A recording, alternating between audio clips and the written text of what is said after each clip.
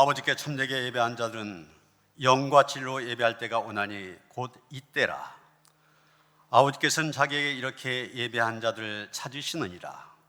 하나님은 영이시니 예배한 자가 영과 진리로 예배할지니라. 힘과 능력이 되신 하나님을 사랑합니다. 주님은 저희의 반석이요 요새시요 피할 바위시요 방패시요 구원의 뿌리 되시오. 지난 한 주간도 저희를 지켜주셨습니다. 세상 사람들은 우상을 숭배하며 재물과 명예와 부귀 영화를 추구하며 살지만 저희는 창조주가 되시는 하나님만 경배하며 예수 그리스도의 발자취만 따르고자 하오니 정결한 마음과 진실한 마음으로 드리는 우리의 예배를 기쁘게 받아 주옵소서. 예수님의 이름으로 기원하옵나이다. 아멘.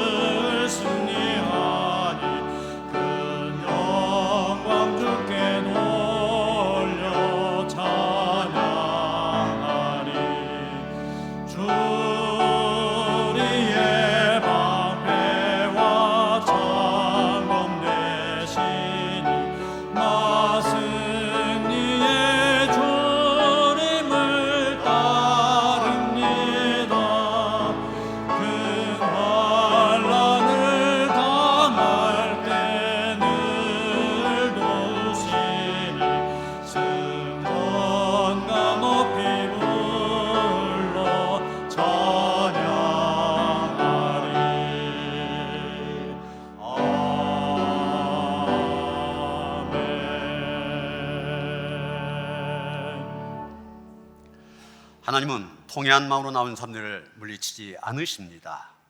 이제 우리 모두 함께 진정으로 우리들이 젖은 죄를 뉘우치고 고백합시다.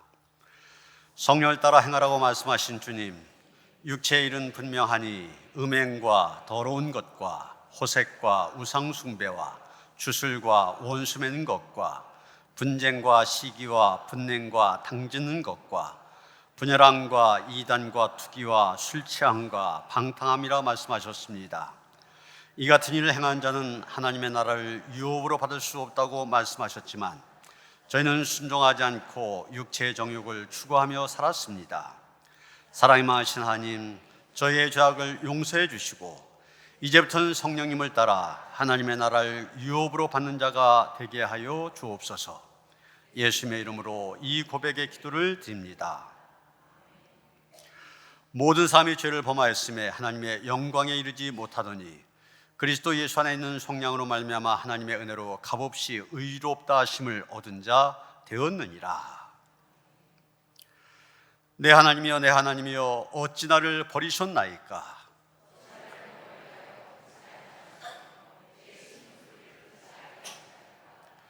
내 하나님이여, 내가 낮에도 부르짖고 밤에도 잠잠하지 아니하오나 응답하지 아니하시나이다.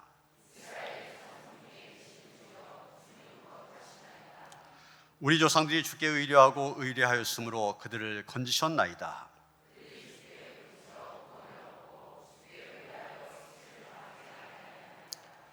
나를 본 자는 다 나를 비웃으며 입술을 비죽거리고 머리를 흔들며 말하되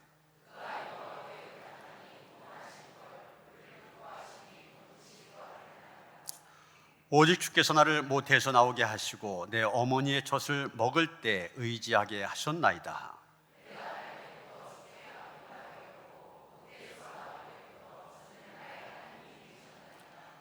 나를 멀리하지 마옵소서. 환난이 가까우나 도울 자 없나이다.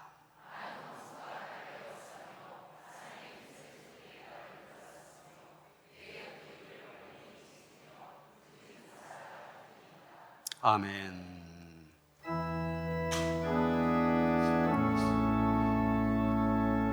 성부 성자와 성령 찬송과 영광 돌려보내세. 대초로 지금까지 오 영원 무궁토록 성삼위께 영광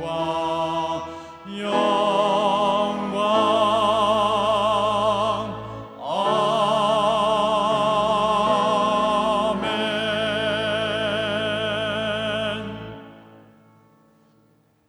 우리 삶의 주인이 되시는 하나님 아버지, 한 주간도 저희를 지켜주시고 거룩한 주일에 예배의 자리로 인도해 주심에 감사를 드립니다. 사랑하는 성도들의 삶을 안위하시고 모든 환경과 형편 가운데 주님의 손길로 함께하여 주옵소서. 전능하신 하나님 아버지, 저희의 연약함과 부족함을 주님 앞에 내려놓습니다. 삶의 무게에 지친 마음을 위로하시고 감당할 수 없는 시험은 허락지 않으시는 주님의 약속을 믿고 의지하오니 고난 가운데 있는 성도들에게 희망의 빛을 비추시고 아픈 육신과 상한 마음을 어루만져 주시고 치유하여 주시옵소서. 환난 중에도 함께 하시는 주님, 저희가 직면한 고난과 어려움 앞에 좌절하지 않고 담대하게 맞설 수 있도록 지혜와 용기를 허락하여 주옵소서. 고통 속에서도 주님의 뜻을 깨닫고 더욱 성숙한 믿음으로 나아가길 원합니다. 주님의 그 크신 계획하심에 소망을 품고 하늘의 꿈을 꾸는 그리스도의 자녀가 되기를 소망합니다. 사랑의 주님, 저희 교회가 기도와 영혼 구원의 열정으로 가득하게 하시고 주님을 향한 갈급한 심령들이 주님을 만나 변화되고 회복되는 놀라운 역사가 넘쳐나게 하시옵소서. 찬란한 주님의 그날에 주의 백성들이 한 마음으로 교회를 지키고 이 나라 이 땅을 위해 간절히 기도하기를 원합니다. 우리의 가정과 모든 공동체에 기름을 부으시고 그곳에 십자가의 사랑과 도가 중심이 되어 예수 그리스도가 통치하는 하나님의 나라가 되게 하여 주시옵소서. 특별히 다음 세대를 주님께 맡깁니다. 이 아이들이 세상 속에서도 주님을 떠나지 않고 주님의 말씀을 따라 살아가는 믿음의 자녀들로 자라나게 하여 주시옵소서. 그들이 요셉과 다니엘처럼 세상에서 준비된 리더로 쓰임받을 수 있도록 주님의 지혜와 인도를 더하여 주옵소서. 선한 목자 되시는 주님, 저희에게 영적 지도자 담임 목사님을 세워주시고 늘 푸른 초장 실만한 물가로 인도해 주시니 감사합니다. 목사님의 영육간에 강건함을 허락하시고 성령 충만하게 하셔서 이 아름답고 거룩한 교회를 굳건히 세워가게 하옵소서. 부교육자님들에게도 동일한 은혜를 부어주시고 많은 사역 가운데 부업과 성장의 기쁨을 누리게 하옵소서. 주의 부르심에 순종하여 복음을 전하시는 선교사님을 기억하시고 가정의 안전을 지켜주시며 필요한 모든 것을 채워주시옵소서. 날마다 성령 충만케 하셔서 복음의 씨앗이 뿌려질 때 30배, 60배, 100배의 풍성한 결실을 거두게 하시옵소서. 이제 말씀을 듣습니다. 목사님께서 말씀을 전하실 때 성령과 지혜로 충만하게 하여 주시고 능력의 말씀을 통하여 우리를 향하신 하나님의 뜻을 깨닫게 하옵소서. 말씀에 순종하며 십자가의 사랑과 부활의 능력으로 세상을 변화시키는 존귀한 성도들 되게 하여 주시옵소서. 아름다운 찬양으로 영광을 돌리는 시온 찬양대를 축복하시고 찬양을 듣는 모든 성도들에게 은혜를 부어 주시옵소서. 예배를 위해 섬기는 손길들을 기억하시고 그들의 헌신과 수고에 하늘의 상급으로 갚아주심을 믿습니다. 이 모든 말씀을 저희를 사랑하시는 예수 그리스도의 이름으로 기도합니다. 하늘에 계신 우리 아버지여,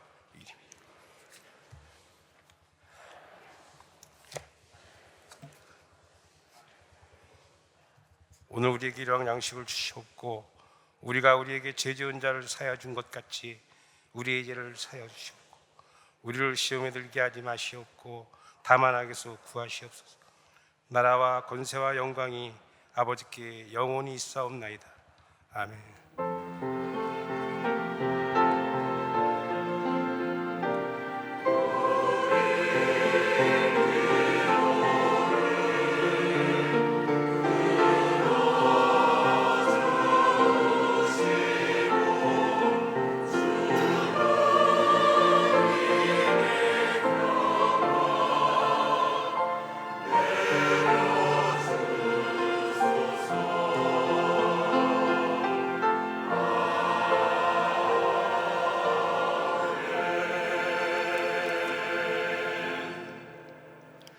오늘 계신 하나님의 말씀 히브리서 4장 12절로부터 16절까지의 말씀입니다. 신약성경 356쪽입니다.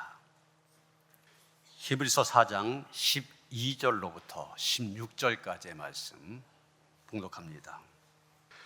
하나님의 말씀은 살아있고 활력이 있어 좌우의 날선 어떤 검보다도 예리하여 혼과 영과 및 관절과 골수를 찔러 쪼개기까지 하며 또 마음의 생각과 뜻을 판단하니 지으신 것이 하나도 그의 앞에 나타나지 않음이 없고 우리의 결산을 받으시기에 눈앞에 만물이 벌거벗은 것 같이 드러나느니라. 그러므로 우리에게 큰 대제사장이 계시니 승천하시니 곧 하나님의 아들 예수시라. 우리가 믿는 도를 굳게 잡을지어다. 우리에게 있는 대제사장은 우리의 연약함을 동정하지 못하시리가 아니요 모든 일에 우리와 똑같이 시험을 받으시니로되 죄는 없으시니라. 그러므로 우리는 긍휼하심을 받고 때를 따라 돕는 은혜를 얻기 위하여 은혜의 보좌 앞에 담대히 나아갈 것이니라. 아멘.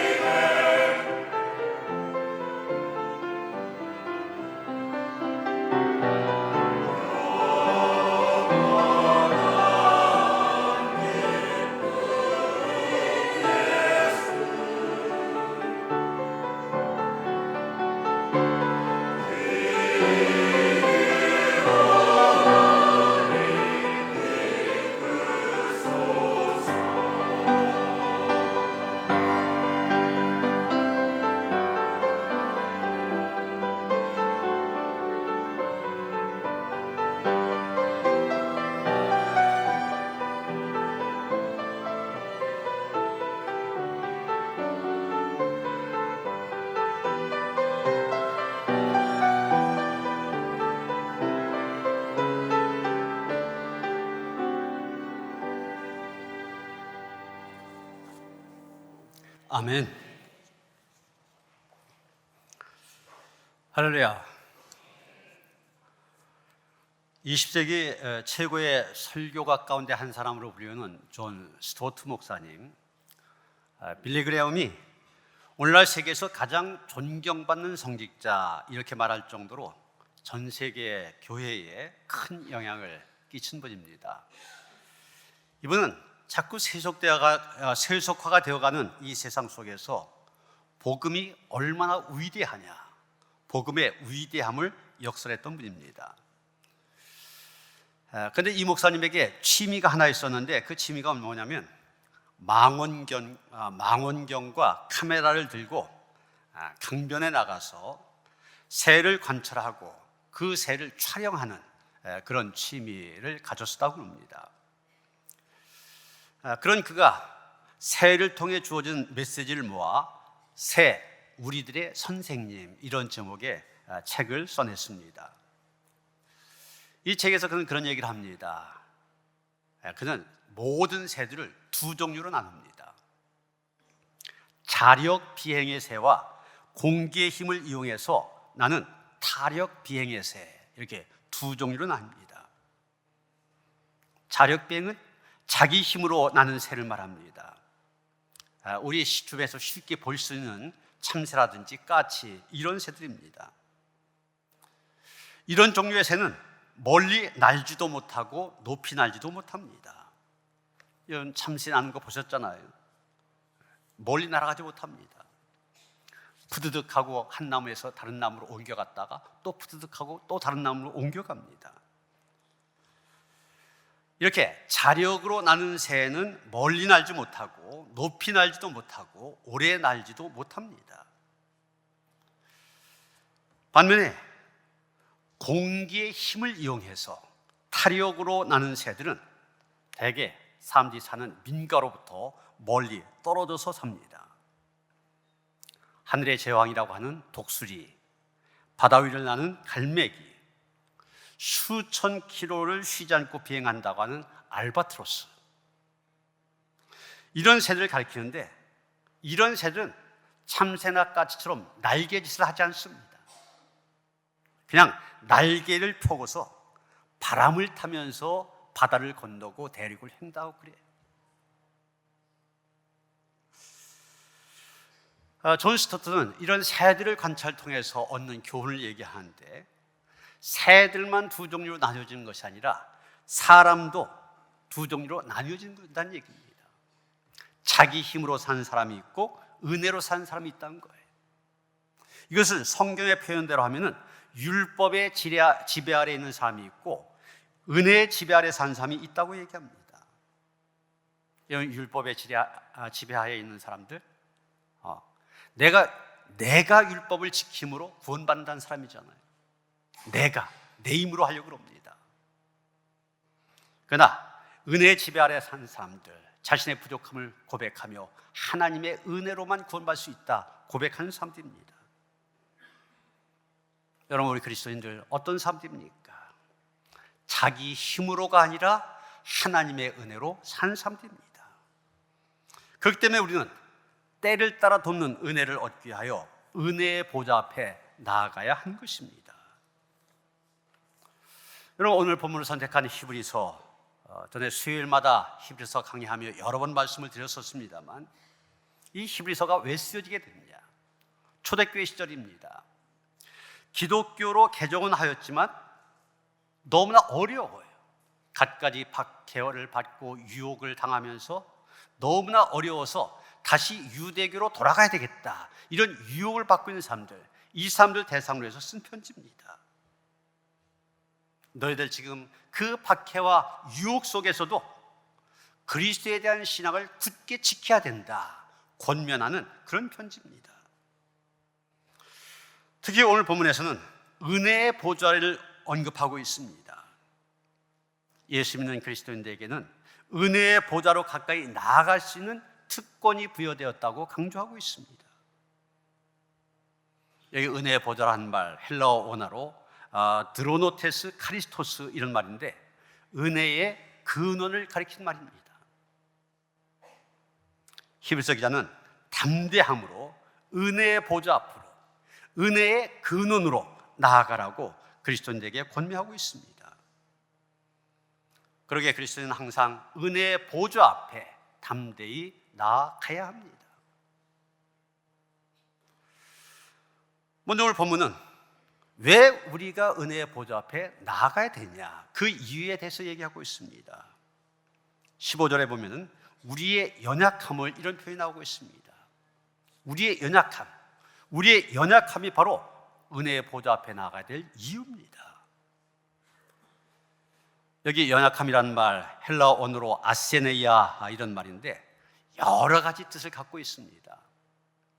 육체적으로 말할 때는 피곤함, 배고픔, 목마름, 질병, 이런 걸 의미하기도 하고, 정신적으로 볼 때는 마음이 약해진 것이라든지 겁이 나서 두려움이 몰려든 것, 무기력해지고 소심해진 것, 이런 걸 다 의미하고 있습니다. 그리고 영적으로 볼 때는 인간의 본성 자체가 약함을 뜻하고 있습니다. 성경 다른 곳에서 이 단어가 어떻게 쓰여졌는가, 그런 것을 보면은 우리는 이 말의 의미를 좀 더 분명하게 알게 됩니다. 요한복음 5장에 보면은 베데스다 연못가에 있던 38년 된 병자, 이 병자를 소개할 때 바로 이 단어가 나오고 있습니다. 38년 동안 그를 괴롭혔던 병, 그 병이 바로 오늘 본문에 나오는 연약함, 아세네이아, 바로 이 단어입니다. 38년 동안 병을 앓았다는 말은 더 이상 그 어떤 의술로도 고칠 수 없는 병, 모든 사람이 포기할 수밖에 없는 병, 오직 하나님의 초자연적인 기적이 아니면 고칠 수 없는 병, 이 사람이 바로 그 병을 앓고 있었다는 얘기입니다. 이 병을 이야기할 때 연약함이라는 단어를 쓰고 있는 것입니다. 같은 의미로 쓰여진 말이 고린도후서 12장 5절에 나오는데 사도 바울의 고백 가운데 나오고 있습니다. 내가 이런 사람을 위하여 자랑하겠으나 나를 위하여는 약한 것들 외에 자랑하지 아니하리라. 여기 바울이 약한 것이라는 말을 썼지 않습니까? 그 약한 것 외에는 자랑하지 않겠다고 말합니다. 바울이 말한 자신의 약함, 그것은 바로 육체적인 질병을 가리킵니다. 그래서 바울이 그 질병, 너무나 고통스러워서, 자기 몸을 찌른 가시와 같이 고통스러워서 그것을 고쳐달라고 하나님께 3번이나 기도했다고 했잖아요. 그때 받은 응답이 무엇입니까? 내 은혜가 내게 족하도다. 그 병을 고쳐달라고 하나님께 기도했지만 하나님께서는 너는 그 약함을 안고 사는 것이 널 위해서 좋은 일이다, 유익하다, 그렇게 말씀하시는 겁니다. 왜 그랬습니까? 바로 그 약함을 통하여 그리스도의 능력이 온전해지기 때문입니다. 여러분, 바울은 자신의 육체의 약함을 가지고 있었습니다. 자신의 힘으로 고칠 수 없었을 뿐만 아니라 늘 바울 곁에 의사 누가가 있었잖아요. 그 의사의 힘으로도 고칠 수 없었던 병이었습니다. 오직 하나님께서 고쳐주셔야만 회복될 수 있는 병이었습니다. 이 질병이 그에게 있어서는 바로 연약함이었던 것입니다. 우리가 성경을 보면 사람을 여러 가지 비유로 얘기하고 있는데 그 중에 토기, 질그릇에 비유하기도 합니다. 흙으로 만든 그릇. 여러분, 원래 하나님이 사람을 만드실 때 그 재료로 흙을 사용하셨다고 그랬잖아요. 창세기 2장 7절에 보면 여호와 하나님이 흙으로 사람을 지으시고 흙으로 사람을 지으셨다고 했습니다. 흙이 우리의 원료입니다. 이사야 64장 8절에도 보면 여호와여 주는 우리 아버지시니이다. 우리는 진흙이요 주는 토기장이시니 우리는 다 주의 손으로 지으신 것이니이다. 우리 원재료 진흙입니다. 다른 거 아니에요. 흙으로 만들어진 질그릇, 보기에 보잘것없을 뿐만이 아니라 잘 깨어집니다. 사람들은 진흙과 같이 삶이 깨어진 아픔을 갖고 살고 있습니다. 실패와 좌절 때문에 깨어지기도 하고, 죄와 허물 때문에 깨어지기도 하고, 비난과 미움 때문에 깨어지기도 하고, 그만큼 연약한 존재입니다. 우리가 갖고 있는 이 연약함, 우리의 힘으로 극복할 수 없는 것입니다. 아무리 노력해도 극복할 수 없고, 아무리 힘을 써도 해결할 수 없는 연약함, 그게 바로 우리의 모습입니다. 그런데 여러분, 바로 이 연약함이 우리로 하여금 은혜의 보좌 앞에 나아가게 만듭니다.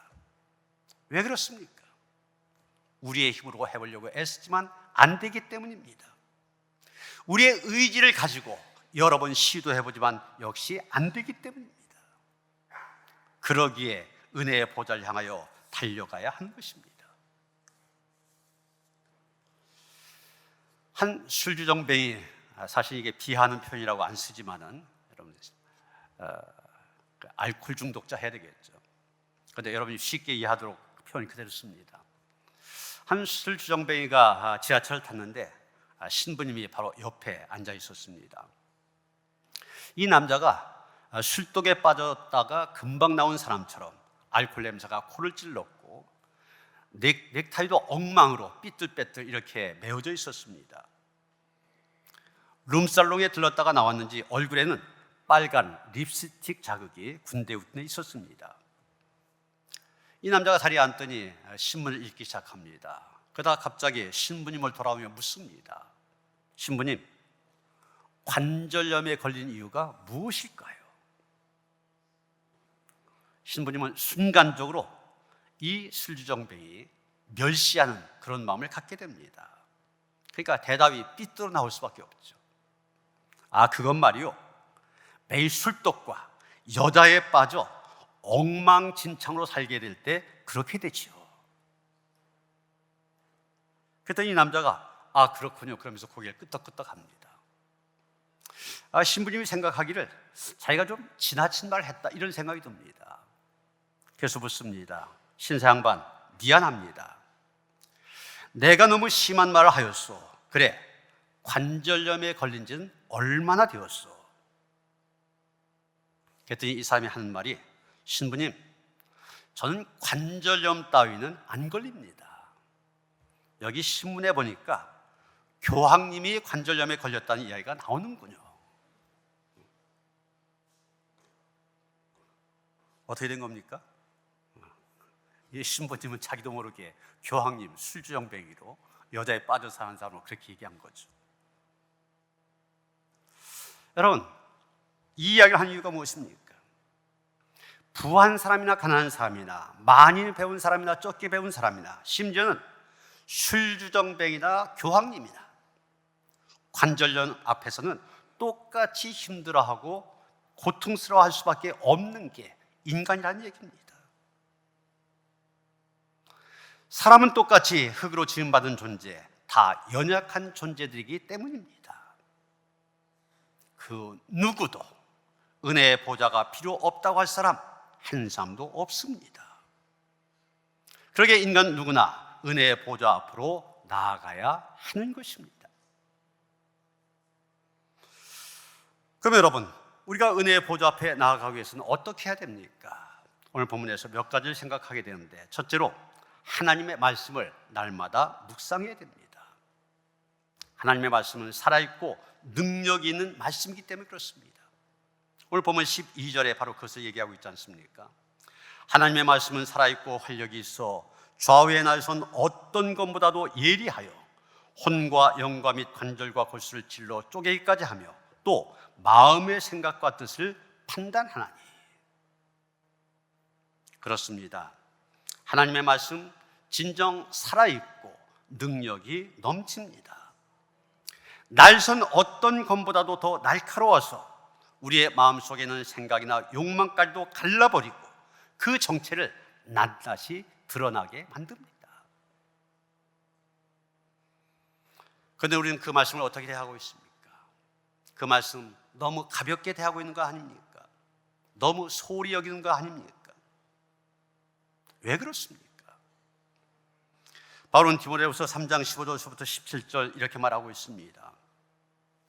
또 내가 어려서부터 성경을 알았나니 성경은 능히 너로 하여금 예수 그리스도 안에 있는 믿음으로 말미암아 구원에 이른 지혜가 있게 하느니라. 모든 성경은 하나님의 감동으로 된 것으로 교훈과 책망과 바르게 함과 의로 교육하기에 유익하니 이는 하나님의 삶으로 온전하게 하며 모든 선한 일을 행한 능력을 갖추게 하려 함이라. 여러분, 하나님의 말씀이 진정 살아있고 능력이 된 말씀이 된 이유가 무엇입니까? 진짜이기 때문에 그렇습니다. 진리이기 때문에 그렇습니다. 참이기 때문에 그렇습니다. 그게 이 말씀 가운데 조금도 가감이 되어서는 안 되는 것입니다. 하나님의 말씀은 있는 그대로의 모습을 가져야만 됩니다.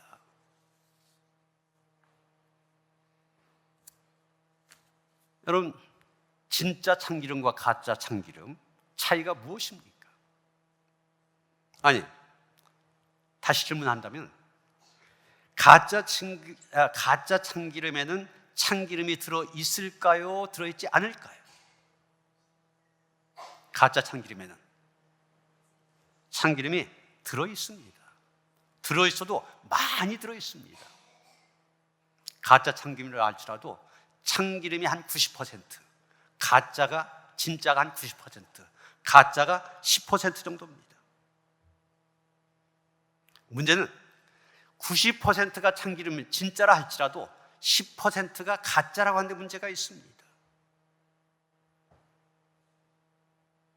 10%의 이물질, 물이라든지 다른 게 들어가 있으면 가짜가 되는 겁니다. 여러분, 참기름만 그렇습니까? 가짜 휘발유, 또 물 먹인 소, 우리 주변에 있잖아요. 휘발유, 대개 휘발유예요. 거기에 물 조금만 차면은 가짜가 되는 겁니다. 이 모든 것들 진짜와 살피면 큰 차이를 발견할 수가 있습니다. 그렇지만 그것은 분명 속이는 것이고 거짓이고 가짜입니다. 그럼 여러분, 다시 묻습니다. 우리들이 읽는 하나님의 말씀 참입니까? 거짓입니까? 당연히 참입니다. 진리입니다. 진짜입니다. 그것도 순도 100%를 보증하는 알짜배기 말씀입니다. 사무엘의 7장 28절 말씀입니다. 주 여호와여, 오직 주는 하나님이시며 말씀들이 참되시니이다. 여러분, 하나님의 말씀이 진정 참된 말씀이라면 그 말씀, 우리의 실상을, 우리 안에 있는 모습을 그대로 보여줄 수 있어야만 됩니다. 왜냐하면 참된 것만이 만물을 있는 그대로 비추는 거울이 될 수 있기 때문입니다. 오늘 보면 13절 말씀이 바로 그것을 얘기합니다.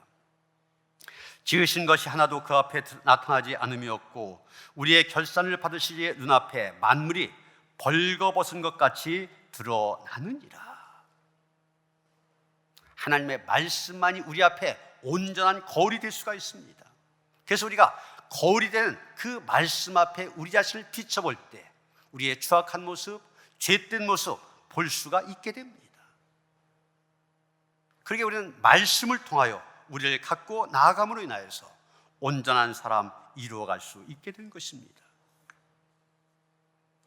여러분, 우리는 날마다 하나님의 말씀을 먹어야 됩니다. 먹더라도 때를 맞추어 먹어야 됩니다. 그리고 평생토록 먹어야만 됩니다.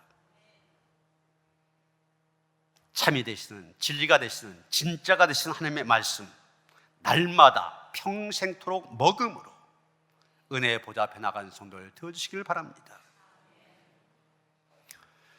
두 번째로 우리가 은혜의 보좌 앞에 나가기 위해서는 믿음의 도리를 굳게 잡아야만 됩니다. 14절 말씀입니다. 그러므로 우리에게 큰 대제사장이 계시니 승천하시니 곧 하나님의 아들 예수시라. 우리가 믿는 도리를 굳게 잡을지어다. 여기 믿는 도리라는 말, 헬라어 원어로 호몰로기아스 이런 말인데 우리가 공적으로 고백하는 진리를 가리키는 말입니다. 우리 모든 믿는 사람들이 똑같이 고백하는 것이 무엇입니까?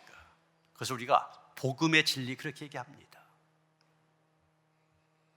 히브리서 기자는 모든 것에서 우리를 지켜줄 분은 오직 예수 그리스도뿐이시다. 그 그리스도의 진리, 복음의 진리를 굳게 잡아 결코 놓치지 않도록 하라 권면하고 있는 것입니다. 윌리엄 맥도날드의 그리스도인의 기도 생활, 이런 제목의 책에 나오는 이야기입니다. 남편이 사업을 하다가 부도를 내고 고통 가운데 살다가 세상을 떠나게 되었습니다. 그 차례 남편이 세상을 떠나서 슬퍼하고 있는데 얼마 있다가 세무서에서 수억 원의 세금 고지서가 날라왔습니다. 아내는 남편이 세금을 다 냈다고 얘기를 들었거든요. 그래서 이상하게 생각되어 세무서를 찾아갑니다.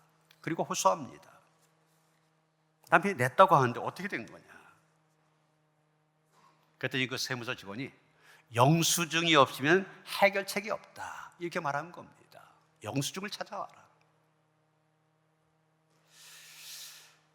그냥 집안 구석구석 다 뒤져봤지만 도저히 영수증을 찾을 수가 없었습니다. 이제 방에 앉아 하나님의 말씀을 붙들고 기도하기 시작합니다. 깊이 기도한 가운데 하나님의 음성이 들렸습니다. 내가 너를 도우리라. 분명히 하나님의 응답을 받았습니다. 그런데도 불구하고 세무서에서 또 독촉장이 날라왔어요. 세금을 내자면 고발하겠다. 그는 더 간절히 하나님을 붙잡는 것 외에는 방법이 없었습니다. 그래서 더 간절히 기도합니다. 오늘도 기도하는데 호랑나비 한 마리가 집안에 들어와 날아다닙니다. 그리고 그 호랑나비가 응접실에 소파 밑으로 들어갔습니다. 어린 아들이 그 나비를 잡으려고 소파 밑으로 기어 들어갔습니다. 잠시 후에 이 아들이 종이 쪽지를 들고 나오는데 바로 그 영수증이었습니다. 영수증 그거 한 장으로 모든 것이 해결되었습니다. 세무사의 그 모든 압박으로부터도 자유하게 되었습니다. 여러분, 예수님이 하신 일이 바로 그겁니다. 예수님이 영수증을 들고서 하나님께 우리를 변론해 주십니다. 우리는 그렇기 때문에 그 예수님의 공로 때문에 심판을 면한 은혜를 받게 되었습니다. 그러게 말합니다. 믿는 도리를 굳게 잡아야 된다. 그런데 여러분, 과연 우리는 무엇을 굳게 잡고 있습니까? 그리스도가 아닌 것을 굳게 잡으며 생명이 되신 그리스도 오히려 소홀히 여기고 있지는 않습니까? 이 세상에서 나를 지켜준 것은 오직 세상의 재물과 지위, 그거밖에 없다 그러면서 그것을 잡기 위해서 하나님의 은혜를 외면하고 있지 않습니까? 영원히 간직하지 못할 재물이나 육신의 것을 잡을 것이 아니라 우리를 지켜주시며 구원하는 믿음의 도리를 굳게 잡아야만 됩니다. 믿음의 도리를 굳게 잡을 때 우리는 하나님의 보좌 앞에 나아가 하나님의 돕는 은혜를 경험하게 될 것입니다. 세 번째, 우리가 은혜의 보좌 앞에 나아가기 위해서는 하나님의 긍휼하심을 받아야만 됩니다. 16절 보시면은 그러므로 우리는 긍휼하심을 받고 이렇게 말하고 있습니다. 여기 긍휼하심을 받고 이 말 헬라어 원어로 보면 라보멘 엘레오스 이런 말인데 하나님의 자비하심을 얻다 이런 뜻입니다. 일반적으로 할 때 긍휼이라고 한 말은 부당하게 고통받는 것을 보면서 생기는 동정, 연민 이런 걸 가리키는데 하나님에게 있어서는 우리 인간을 이해하는 능력을 가리킵니다. 예수님 오늘 본문에 보면 우리가 동일한 시험을 받고 동일한 것들을 경험하셨다고 얘기하잖아요. 그만큼 우리의 처지를 이해하고 받아주신다는 얘기입니다. 그 예수를 바라볼 때 우리를 긍휼히 여기시는 은혜를 누릴 수 있게 된다는 얘기입니다. 여러분, 유대인들의 제사라고 하는 탈무드라고 하는 책이 있죠. 거기에 보면 하나님께서 세상을 창조하시기 전에 천사들과 대화한 그런 장면이 나오고 있습니다. 하나님께서 먼저 의의 천사를 불러 물어보셨습니다. 내가 세상에서 으뜸가는 피조물로 인간을 창조하려고 하는데 너는 어떻게 생각하느냐?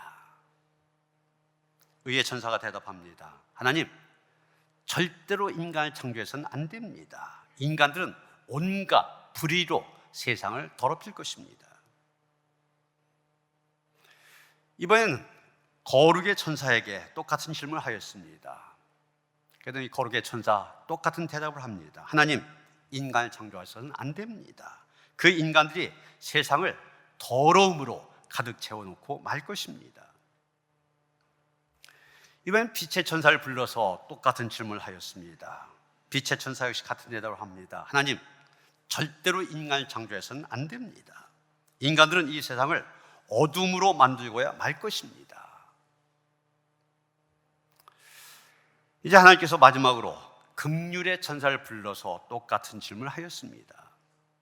내가 인간을 창조하려고 하는데 그대는 어떻게 생각하냐?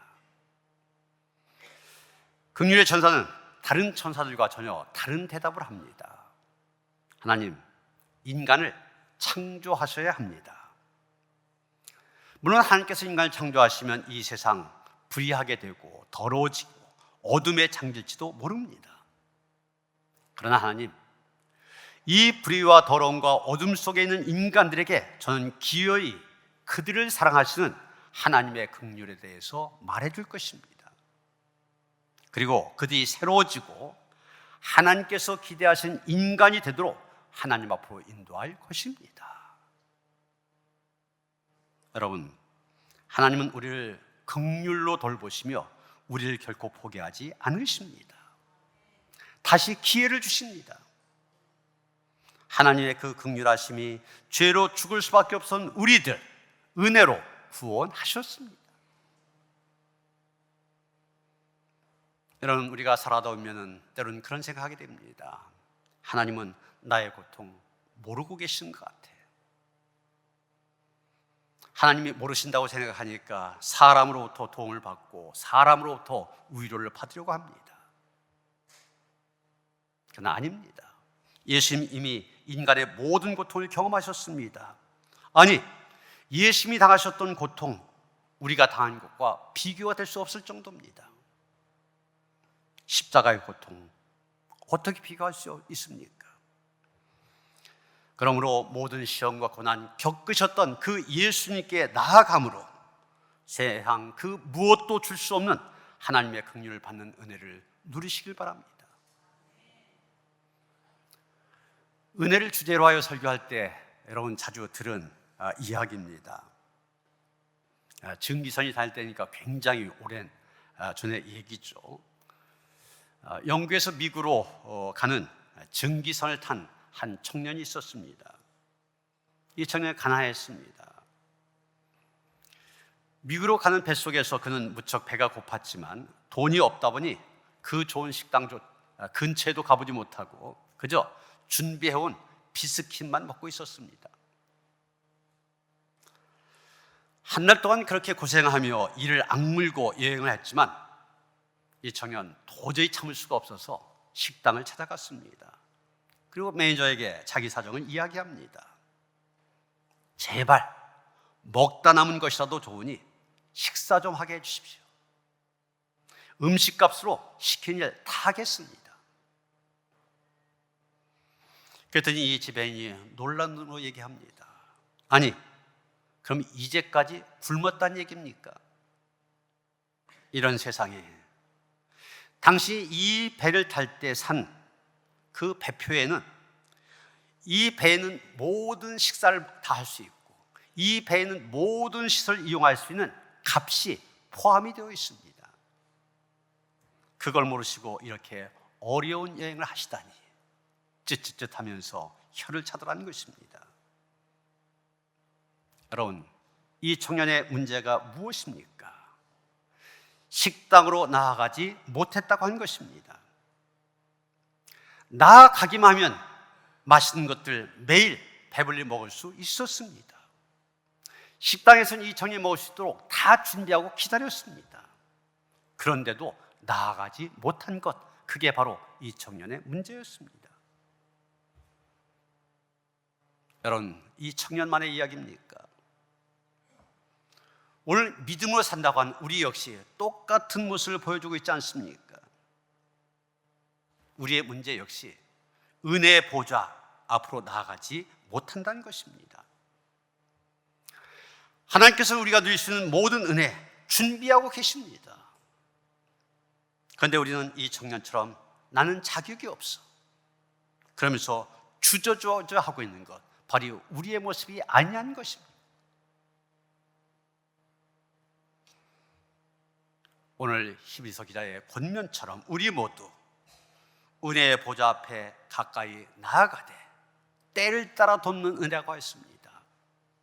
때, 우리가 가장 필요할 때 가장 필요한 은혜로 베풀어지는 그 은혜의 보좌 앞에 나감으로 날마다 누리며 경험해 살아가는 그런 성도들 되시기를 주님의 이름으로 축원합니다. 은혜의 보좌 앞으로 나오게 하시니 감사드립니다. 온전한 나아감이 우리에게 있게 하여 주시옵소서. 하나님께 나아가면서도 주저주저하고 있는 우리의 모습, 우리 안에 있지 않은가 돌아볼 수 있게 하시고, 전적인 믿음, 하나님을 신뢰하고 하나님만을 기대하는 그런 믿음으로 나아가서 하나님께서 우리 위하여 준비하신 그 풍성한 은혜 마음껏 누리며 살아갈 수 있는 은혜의 삶들 될 수 있도록 인도하여 주시옵소서. 예수 그리스도 이름 받들어 기도하여 싸움나이다. 아멘.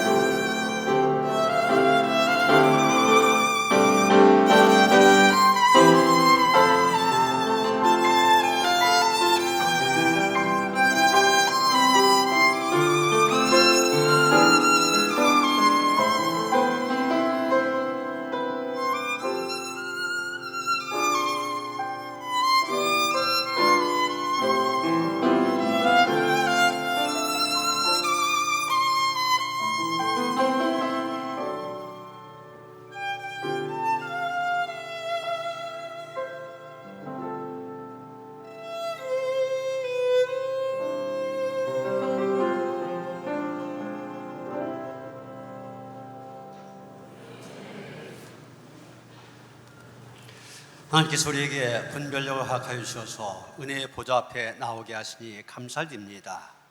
나온 10년들 하나님께서는 풍성한 은혜 받게 하시고 누리며 살아갈 수 있도록 함께 하시며 인도하여 주시옵소서. 그렇습니다. 우리 향한 하나님의 은혜가 너무 크고 넘칩니다. 하나님, 흘러 넘칠 수 있는 축복의 통로되어 살아갈 수 있도록 우리를 붙들어 주시옵소서. 오늘도 은혜에 대한 감사와 감격 속에서 하나님을 예배하되 정성된 예물을 준비하여 하나님께 드립니다. 드린 손길들, 그 가정과 자녀들 생업을 축복하여 주셔서 하나님께 주신 풍성함이 넘치게 하여 주시옵소서. 드려진 물질 축사하시사 씌어진 곳곳마다 하나님의 나라 확장되는 데 귀하게 씌어지기를 원하며 우리 주 예수 그리스도 이름 받들어 간절히 축원하며 기도하옵나이다. 아멘.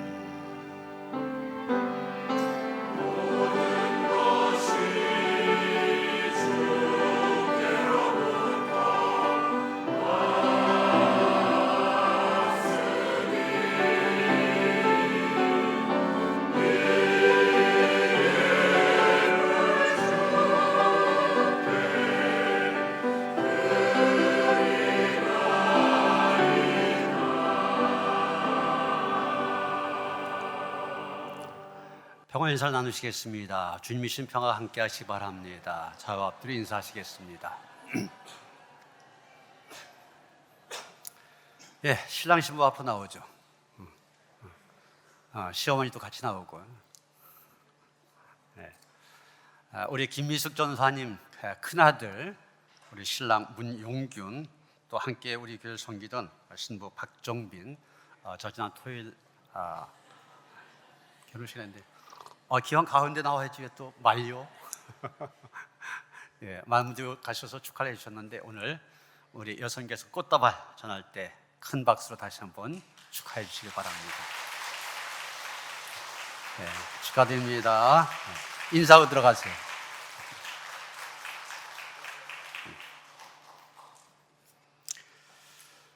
오늘 오후 예배 때는 소래지역 환경 살리기 이런 주제를 갖고 모입니다. 오늘 점심이 준비되어 있으니까요, 예배 마치신 다음에 가지 마시고 다 식사하신 다음에 좀 이렇게 그룹별로 교제를 나누시다가 2시에 다 모이시길 바랍니다. 한 30분 정도 우리가 가정에서 실적인 삶에서 어떻게 이 환경을 위한 그런 일들을 할 것인가, 관심의 문제거든요. 그런 교육 한 30분 정도 받고 그 다음에 이 소래 일대 4팀으로 나눠서 전체 쓰레기 줍는 일, 또 이 환경 캠페인 같이 하면서 하려고 합니다. 하나님께서 처음에 창조하실 때 보기에 좋았다라 하신 이 세상, 인간들의 욕심이 너무 더럽혀놨는데 이것을 다시 회복하는 작은 몸부림입니다.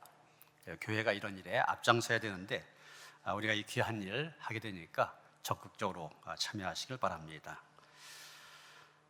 토요 놀이터가 어제부터 시작됐습니다. 우리 지난 여름철에 그 물놀이터를 만들어 왔더니 지역에서 많은 아이들이 왔었는데 어제부터 시작했거든요. 여기 에어바운스를 설치했더니 아이들이 굉장히 많이 와서 즐거운 시간을 가졌습니다. 여러분, 교회 안 다니는 아이들에게 있어서는 교회 가서 재미있게 시간 보내는 것 자체가 전도입니다. 그래서 이 교회에서 그렇지 않아도 이 풍림화 같아서 보이잖아요. 그래서 우리가 오라고 연락도 하기 전에 거기서 연락이 와요. 언제 가면 되느냐고. 그래서 전도에 좋은 효과, 열매들이 맺히고 있으니까 여러분 안내하셔서 아이들이 많이 올 수 있도록 해주시기 바랍니다. 1시에 기회교연의 세미나 시서 모입니다. 장로님들 참석하시고요. 등산 동호회 이번 주 화요일 날 임진간 뎁사리 공원을 갑니다. 교회에서 9시에 출발하시는데 김연난 장로님한테 연락하시면 되겠고요. 또 우리 교회에 기독교 역사 탐방 동호회가 있는데 이번 주가 아니라 다음 주 화요일입니다. 용인에 있는 유나이티드 성경박물관, 곤지암에 있는 순교자 기념관 가게 되는데 이 의미 있는 일에 함께 하실 분들 조철수 권사님이 회장이신데 연락하시면 됩니다. 민경민 이혜정 집사님 이사하셨습니다. 축하를 드립니다. 다 일어나셔서 447장 찬송하시겠습니다.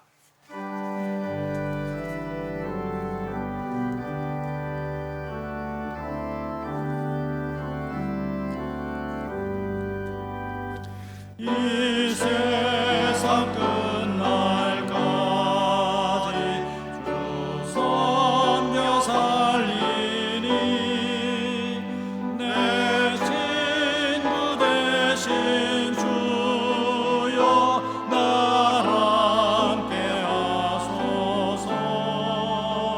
주 나와 함께 하면 전쟁도 겁없고 주 나를 인도하면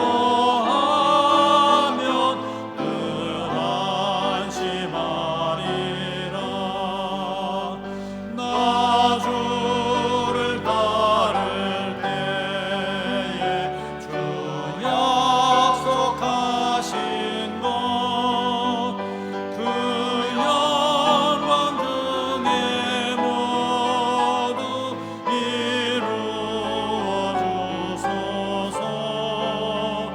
나 주의 뒤를 따라 섬기며 살리니 그 크신 은혜 속에 날 인도하소서. 이 세상 온갖 시험 내 마음을 흔들고 저 악한 원수들이 안팎에 있으나 주 나를 돌보시사 내 방패 되시고 내 옆에 계신 것을 늘 알게 하소서. 저 영광 빛난 것을 주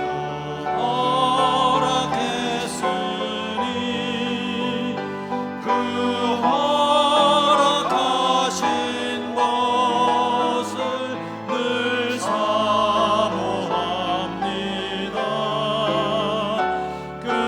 끝까지 쉬지 않고 주 따라가리니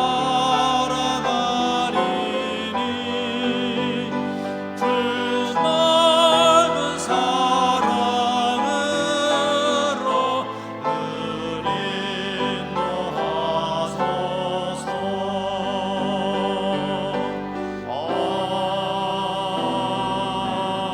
아멘.